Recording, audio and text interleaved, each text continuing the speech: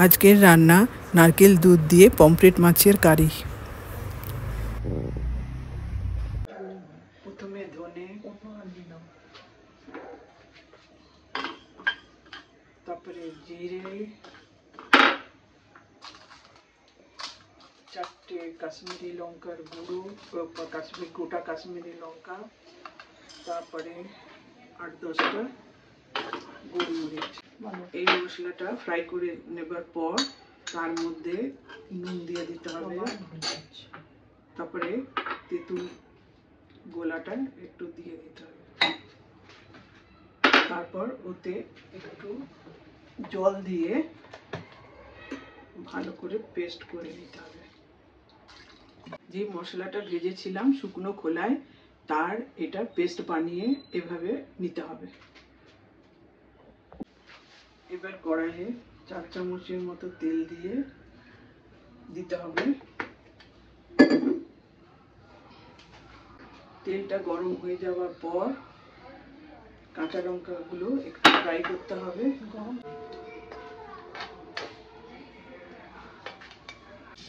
কাঁচা লঙ্কাগুলো একটু ফ্রাই হয়ে যাওয়ার পর তারপরে এই পেঁয়াজ বাটাটা দিতে হবে।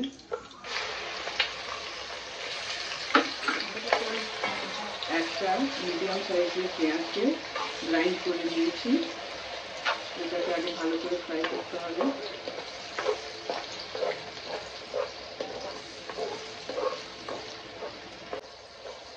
পেঁয়াজটা বেশ একটু ব্রাউন ব্রাউন হয়ে আসবে, যখন ভাজা হয়ে যাওয়ার পর তখন তার মধ্যে আদা রসুন দিতে হবে বাটা। আদা রসুন একসঙ্গে মিলিয়ে 1.5 চামচ, চায়ের চামচের 1.5 চামচ।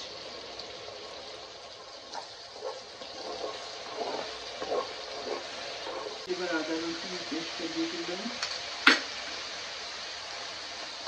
এটাও ওই আদা রসুনের ভাজার গন্ধটা, কাঁচা গন্ধটা চলে গেল। আচ্ছা, আদা রসুনের পেস্টটা দিলাম, যতক্ষণ না এই কাঁচা গন্ধটা চলে যায় আদা রসুনের, ততক্ষণ পর্যন্ত একটু ভাজতে হবে। এবারে একটু কাশ্মীরি লঙ্কার গুঁড়ো, একটু হলুদ গুঁড়ো দিয়ে একটু ভাজতে হবে।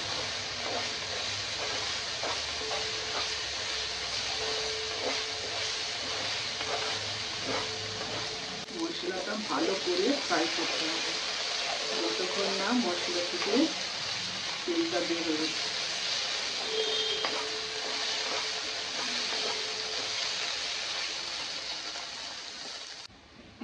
এবার যে মশলাটা ভেজেছিলাম আর পেস্ট করে রেখেছি, ফাইন পেস্ট, ওটা এবার এর মধ্যে দিয়ে দিতে হবে।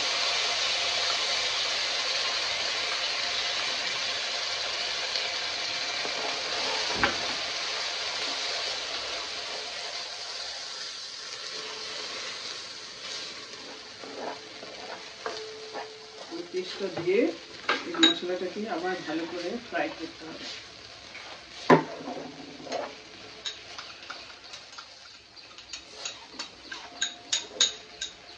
মশলাটা থেকে ভালো করে তেল ছেড়ে দেবার পর তারপর এর মধ্যে নারকেল দুধ মিশিয়ে দিতে হবে।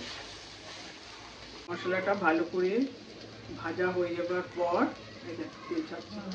এর মধ্যে নারকেলের দুধটা দিয়ে দিতে হবে। 1 কাপ নারকেলের দুধ দিয়ে ভালো করে নাড়াতে হবে।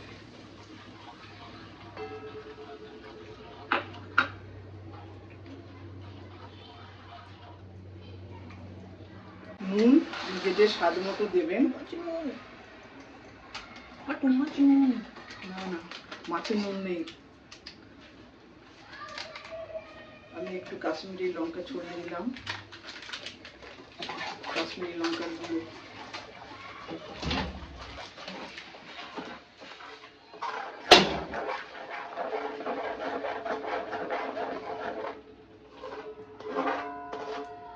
মশলাটা ঢাকা দিয়ে 5 মিনিট একটু ইয়ে করতে হবে।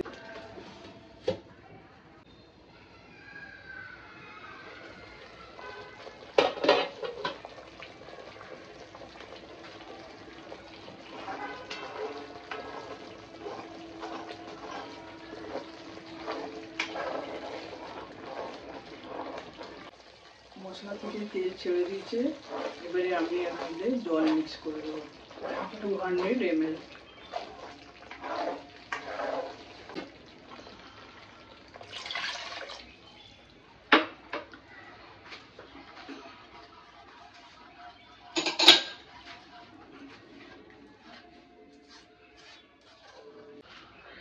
আবার ঢাকা দিয়ে দিলাম। যেই ওটা ফুটবে তখন ওর মধ্যে মাছ ছেড়ে দিতে হবে।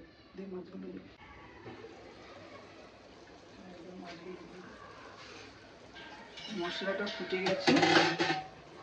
মাছগুলো সুন্দর করে সাজিয়ে সাজিয়ে দিয়ে দেবো।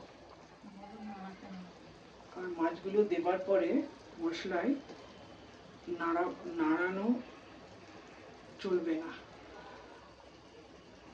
নাহলে সব ভেঙে যাবে আর আঁচটে গন্ধ করবে।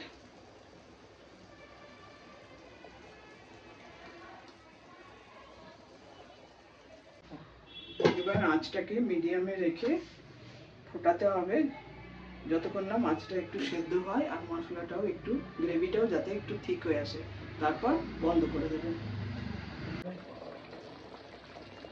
এবার দেখুন তেলটা একদম ভেসে উঠেছে আর এই মাছটা পুরোপুরি হয়ে গেছে।